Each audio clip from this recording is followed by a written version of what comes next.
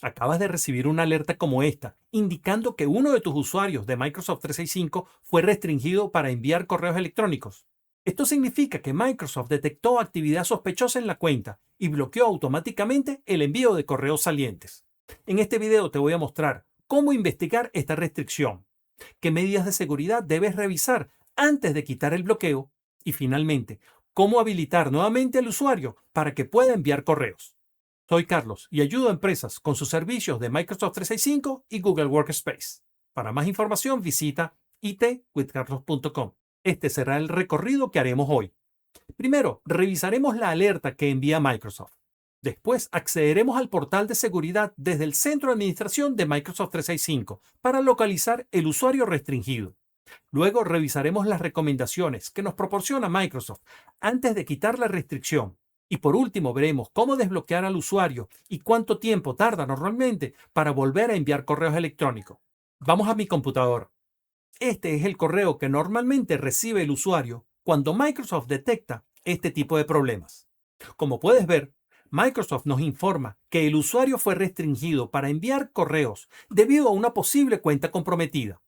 Esto no significa necesariamente que la cuenta haya sido comprometida, pero sí que Microsoft detectó un comportamiento inusual que debemos investigar.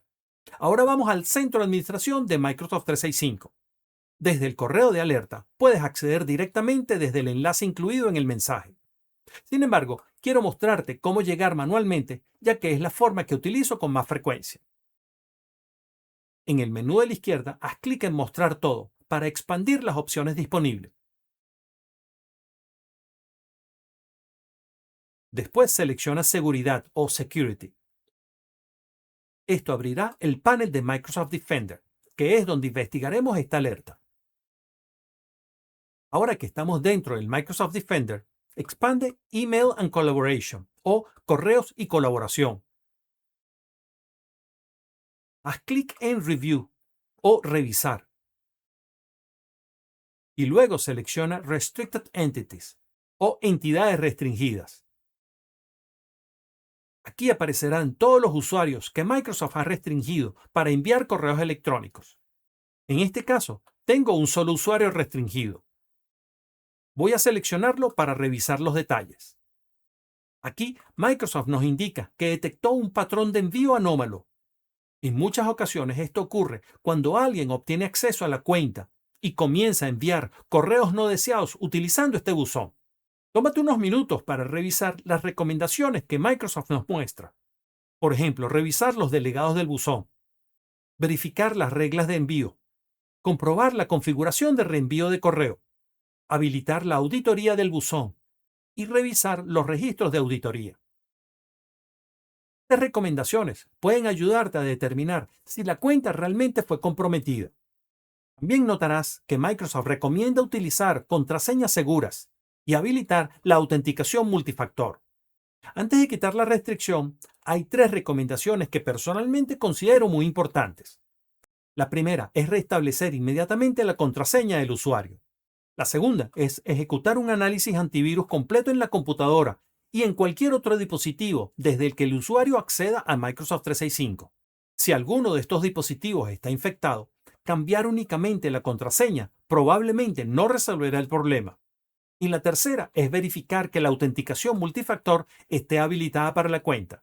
Si omites estos pasos y simplemente desbloqueas al usuario, Microsoft podría detectar nuevamente la misma actividad sospechosa y volver a restringir la cuenta. Una vez que hayas realizado estas verificaciones, haz clic en Next o Próximo. En esta pantalla, Microsoft nos recuerda nuevamente que debemos habilitar autenticación multifactor y cambiar la contraseña del usuario. Después de confirmar que la cuenta ya está protegida, haz clic en Submitir o Submit. Microsoft nos pedirá confirmar que realmente queremos quitar la restricción. Hacemos clic en Yes para continuar. Después de unos segundos, Microsoft confirma que la solicitud fue enviada correctamente.